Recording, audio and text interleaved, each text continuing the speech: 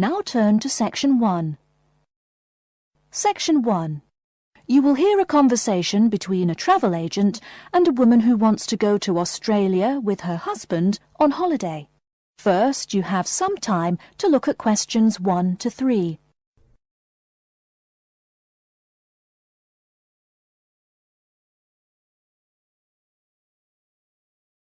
Now we shall begin. You should answer the questions as you listen, because you will not hear the recording a second time. Listen carefully and answer questions 1 to 3. Good morning. I've been looking at your holidays to Australia in your brochure. I'm thinking of going during the second half of next month. Good morning. As you can see from our brochure, we offer a wide variety of packages to various destinations in Australia. Is there anything in particular that interests you? Yes, my husband and I are very interested in the holidays in the outback. These holidays are becoming increasingly popular. Would you like to arrange flights and accommodation with us, or just accommodation? Can you arrange flights from Sydney? Certainly. OK, flights and accommodation then. Right, you said that you wanted to travel next month. Which date would you prefer? I should point out that there are no daily flights available, so if you have a flexible itinerary, that's better. Well, we arrive in Sydney on the 15th of April, and we were thinking of travelling to the outback on the 18th of August. April. OK, there's only one flight from Sydney to Alice Springs on the 18th, so I'll book you on that. It leaves at 10 in the morning, which is quite convenient. Shall I book 2 seats for you? Yes, please. As for your stay in the outback, you can see from the brochure that we offer 3 packages: budget, standard and luxury. The budget package is about $500 Australian dollars, the standard package is about $700 and the luxury one is approximately $1,000, though it does depend on exactly what you would like regarding extras. Which one would you prefer? Well, we can't decide between the budget and standard options. Well, actually, just looking at my computer here, on the date that you want to fly into Alice Springs, there is no standard accommodation available. It's fully booked, I'm afraid. That's okay. We think that the cheapest one should be fine for us. We don't mind roughing it for a few days, and we don't expect to be spending much time at our accommodations. We prefer the outdoors. Right, let's look at the room options. Before you hear the rest of the conversation, you have some time to look at questions 4 to 10.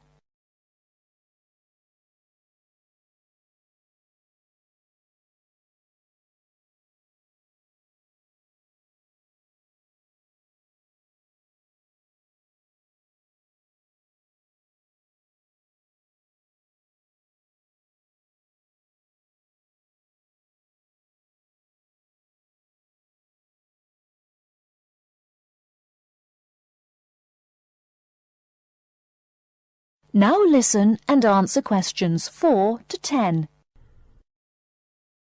First of all, would you prefer a non-smoking room? Yes, neither of us smokes. OK. Oh, before I forget, could you book everything in my husband's name, please? Yes, of course. Are you paying by credit card? Yes. In that case, I'll need your husband's name exactly as it appears on the card. Of course, it's John A. Smythe. That's Smythe with a Y. John, middle initial A, surname Smythe, S-M-Y-T-H. Is that correct? Correct. Thank you. I'll just check the price. The room will cost $100 a night plus $10 tax, so $110 per night in total. Is that okay?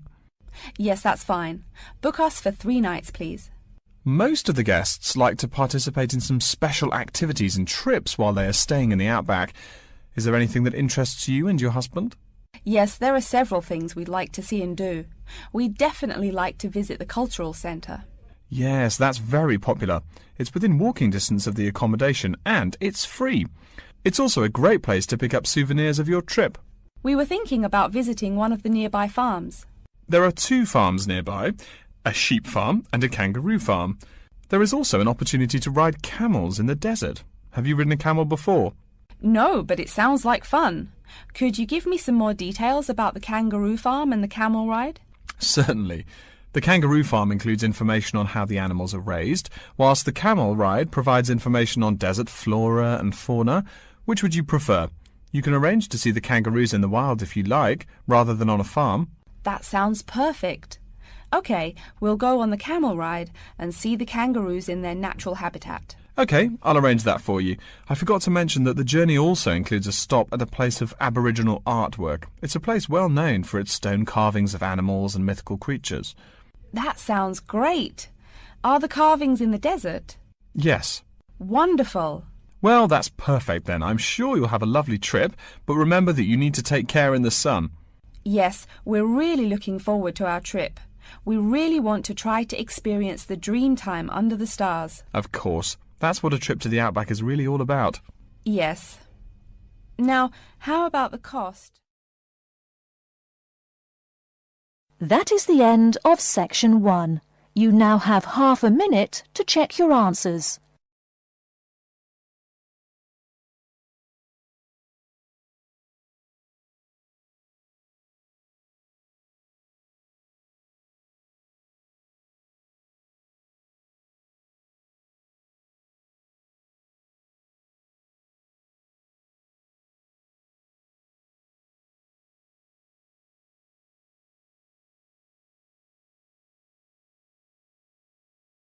Now turn to section 2.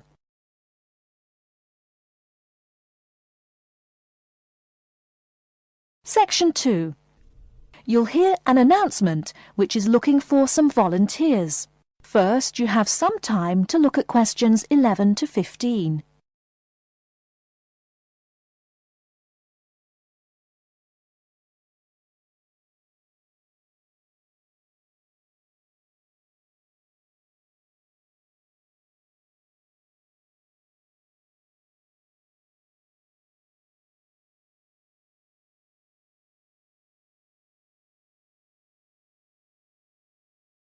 Now, listen carefully and answer questions 11 to 15. Continuing our broadcast of public service announcements, Worldwide Helpers announces upcoming vacancies for a number of volunteer worker positions. All applicants must meet the following requirements. First of all, applicants must be over 18 years of age. The company apologises, but there can be no exceptions to this rule. Second, persons interested in these positions may not have police records. Minor traffic offences like a parking ticket are, of course, no problem. But, and I quote, past and present drug users and sex offenders need not apply. The employer will, of course, check with the police to verify your clean record. In addition, applicants must supply references from past or present employers or teachers along with their recent CV. These references must testify as to the applicant's work habits and/or character. Remember, these are references from employers or teachers. A note from your dear old mum won't do. Worldwide Helpers assures me that they will contact these references to confirm they are genuine. Although all positions are volunteer, the employer will reimburse some of your expenses. For example, they will pay for transportation to and from the job site. Aside from that, the cost of phone calls is covered.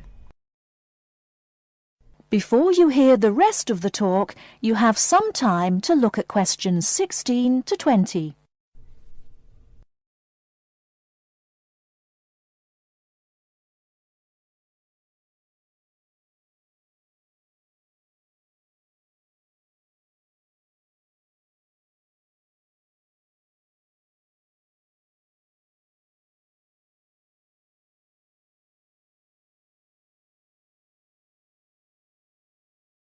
Now listen and answer questions 16 to 20.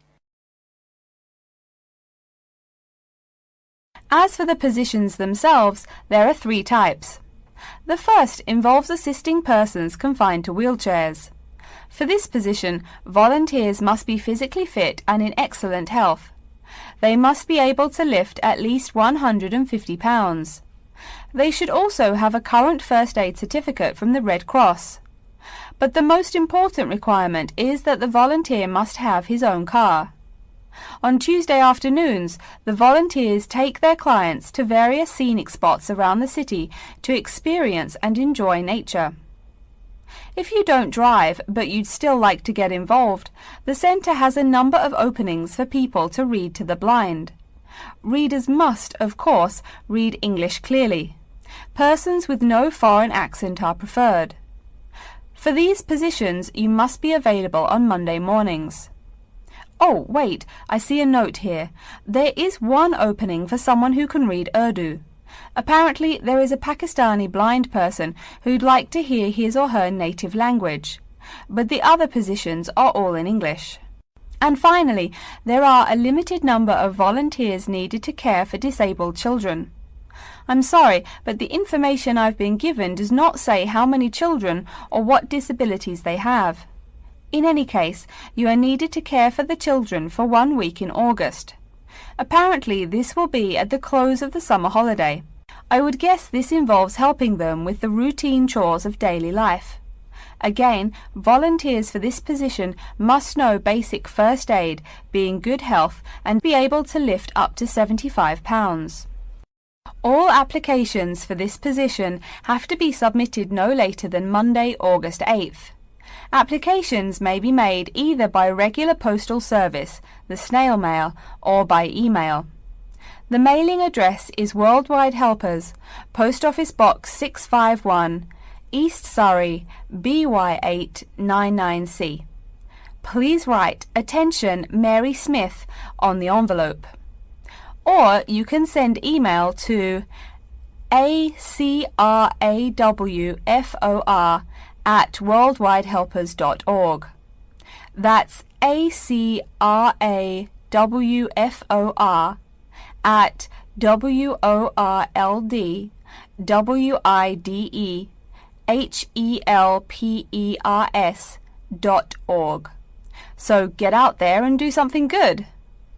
Okay, our next announcement is looking for someone to facilitate tiger breeding at the London Zoo. And get this, it's a strictly volunteer position.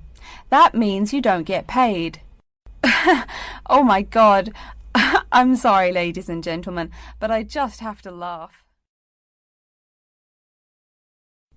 That is the end of section 2. You now have half a minute to check your answers.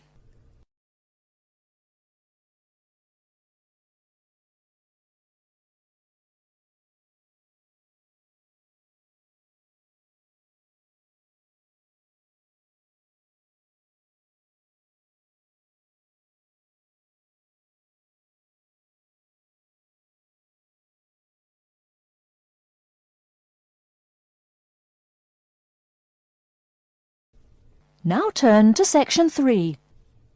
Section 3. You will hear a student called Pete talking to his classmate Dave about the presentation that he will give on environmental science. First, you have some time to look at questions 21 to 25.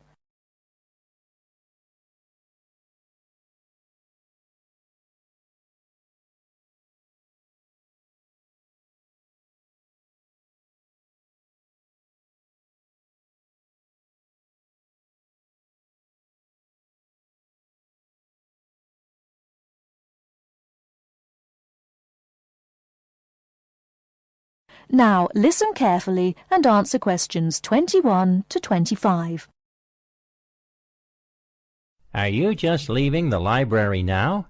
I saw you get there at 8 a.m. Yeah, I've been there all day. What for? They hire a cute new librarian or something? I wish. No, it's the presentation that I will give in environmental science the day after tomorrow. What's it about? I heard you were really excited about the class. And Dr. Schnee also calls you for the arcane questions, as he calls them. It's about environmental damage in the Yucatan. Excuse me, what? Or is that where? The Yucatan. It's a state in southeast Mexico. So what's happening there? Agriculture is having a really adverse impact on the environment. There are too many farmers doing too much farming. It's really destroying the forests and ruining the soil. Deforestation is a major problem there now. How did you learn about this? I don't recall Dr. Schnee saying anything about it in lecture. Yes, but my brother went there last month. You know, to look at the old cities like the Maya Indians built. That's what first got me interested. Your brother Tom? No, Dick, Harry's twin. Anyway, he told me how few trees there were now, and how much empty ground that grows almost nothing. He said the place looked more like the desert than jungle in some parts. It brought environmental damage, so I started looking for materials in the library. Here, look at this magazine. What's in it? It's an old issue of National Geographic. It includes interviews with tourists who have been there in the past few years. It's pretty bad. See the photos? I see the photos, but one or two photos don't prove anything. Then read what the article says. Right there. The first thing it points out is how soil samples show it's hard for anything to grow there. It says how an area of 21,000 square kilometres has lost most of its forest in the past 10 years. See, there are graphs. As the number of farmers increases, the acres of forest have decreased. It's an inverse relation. Before you hear the rest of the talk, you have some time to look at questions 26 to 30.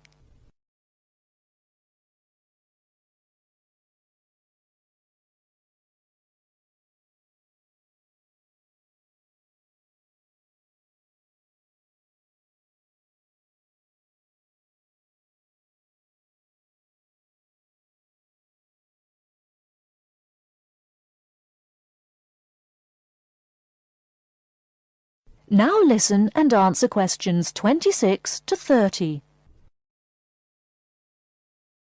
So, how big is that state? I'm sorry, but I've never really learned the metric system. It's bigger than the state of Massachusetts. That's shocking. Anything else? There's lots of else. Scientists say there's a growing area of about 10.5 square kilometres where nothing can grow at all. It's like the beginning of a desert. Oh, yes. What Dr. Schnee called desertification. But why can't anything grow there? I've never really studied soil chemistry. I'm just starting to look into that subject, but my sister Marie is a geologist, and she says the problem is that the soil has too much saline, with no plants helping to adjust the chemistry. Apparently, that's a common problem with soil types throughout the areas with rainforest. Once you lose the plant cover, it's difficult to bring it back. Reforestation is almost impossible, even if the land is not being used for other purposes. Wait a minute. What is saline? Saline is salt dissolved in water. Scientists who have gone there have taken measurements. They do this by gathering a sample of the soil and running a simple test that shows the ionization of the solution. The geology department in our own university has reviewed the soil at the site too. They're right. It looks pretty bad. The level of salinity is going up, but the plants that would solve that problem can't be planted in soil like that. There is a narrow spectrum of salinity in which the plants will grow. And once you pass the threshold, there is no way to put the problem right? Exactly. It's possible that no one can do anything to stop the trend now. And all because of human greed. Wait a second. How do you know these scientists can be trusted? What kind of reputation do they have? Are they reliable? Oh, they're definitely reliable. They include 4 members of the faculty from the geology department right here at MIT. Here, study these photographs and check the damage yourself. That's what Dr. Horst, who wrote the book here, did. He's newly appointed, but Dr. Schnee said that he's brilliant. So, where are you going now? I'm headed over to the geography department to borrow a map for my presentation. You know, this whole problem could have been avoided. The farmers there in the Yucatan... Pete? What? Go take a break. Leave some studying for the rest of us. That is the end of section 3. You now have half a minute to check your answers.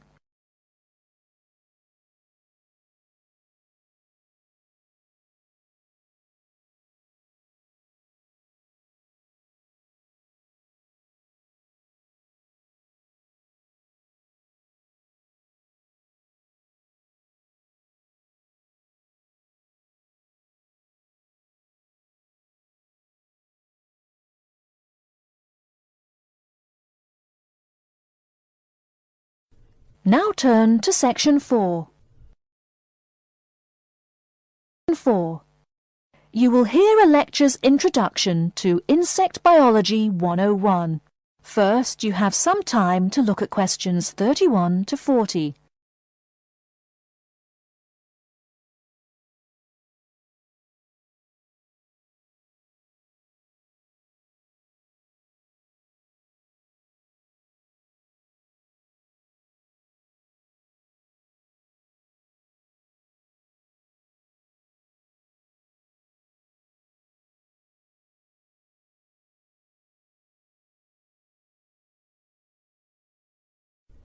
Now listen carefully and answer questions 31 to 40.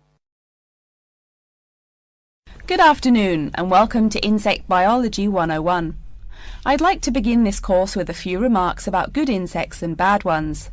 Bugs are all around us, and that's both a benefit and an annoyance, sometimes maybe even serious harm. First, let's talk about the good things that insects do for us.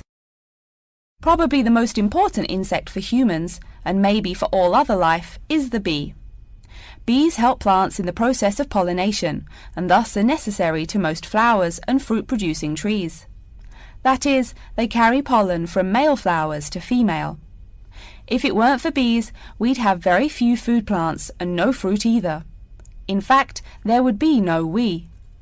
No less a thinker than Albert Einstein pointed out that, without bees, humanity would be dead within a year or less. We'd starve. It's that simple.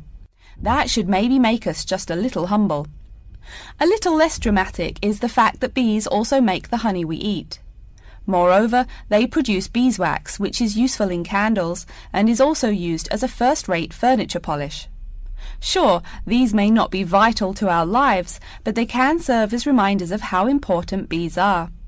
That's a point I keep coming back to in this course. Though, in all fairness, I should point out that butterflies aid in pollination as well as bees. Now, here in Michigan, what's the worst part of summer? Yep, that's right, mosquitoes. But I'm talking about helpful insects, right? So let's look at the dragonfly first. If there were no dragonflies, there would be even more mosquitoes. Dragonflies mainly eat mosquitoes and also a few other insects. Yes, that's right. They don't just fly around, and they also help to eliminate harmful insects. So the next time you see a dragonfly, don't you dare kill it. Now, let's talk a little about those harmful insects. Take the mosquitoes I just mentioned as an example.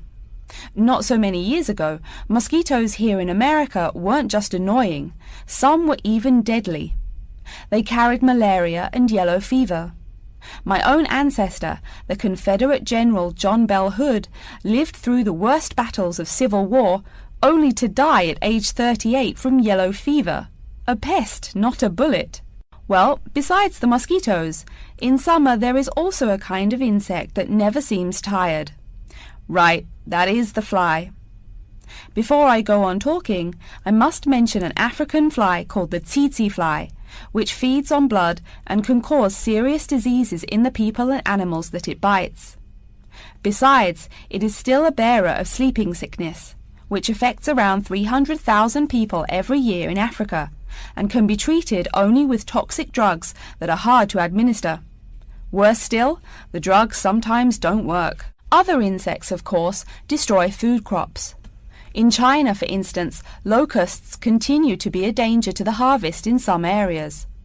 Less important, but still annoying, moths eat people's clothes and dust mites slowly destroy carpets.